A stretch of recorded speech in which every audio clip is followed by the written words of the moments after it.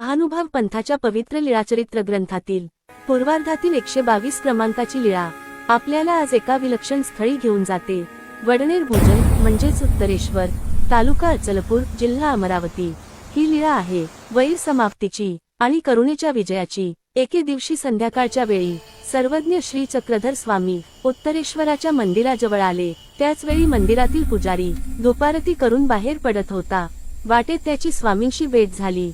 स्वामी रात्रभर विश्रांतीसाठी कोठे थांबणार असतील असे त्याला वाटले, म्हणून त्याने नम्रपणे सुचवले, महाराज, उत्तरेश्वर मंदिरात विश्रांती घ्या असे सांगून पुजारी गावात परतला आणि स्वामी मंदिराच्या मंडपात शांतपणे निद्राधीन झाले।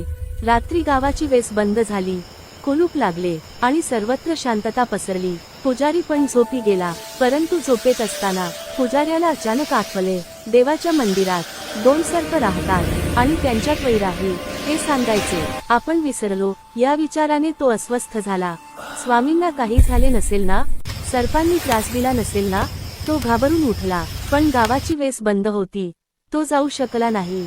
संपूर्ण रात्र त्याच्या डोळ्यांत झोप नव्हती, मनात फक्त एकच चिंता, स्वामी सुरक्षित असावेत। सकाळ होताच तो धावतच मंदिरात पोहोचला। तेथे त्याने पाहिले, मंडपात सर्वज्ञ श्री चक्रधर स्वामी शांतपणे बसलेले होते। पुजाऱ्याचे डोळे भरून आले, त्याने दंडवत प्रणाम केला आणि व्याकुळतेने विचारले, महाराज, इथे सर्प आहेत हे मी सांगायला विसरलो, तुम्हाला काही त्रास झाला नाही ना?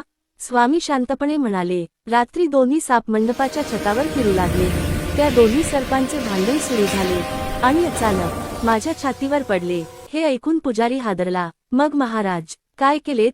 स्वामी म्हणाले, मी उजव्या हातातील सर्प डाव्या बाजूला फेकला आणि डाव्या हातातील सर्प उजव्या बाजूला फेकला। विरुद्ध दिशांनी फेकल्यामुळे त्यांचे वैर तिथेच संपले आणि ते दोघे निघून गेले। पुजारी अचंबित झाला, आनंदाने भारावला आणि पुन्हा एकदा स्वामींना साष्टांग प्रणाम केला। या लीळेतून सर्वज्ञ श्री चक्रधर स्वामी आपल्याला सांगतात, वैराने नव्हे प्रेमाने जगावे, भांडणाने नव्हे करुणेने प्रश्न सुटतात।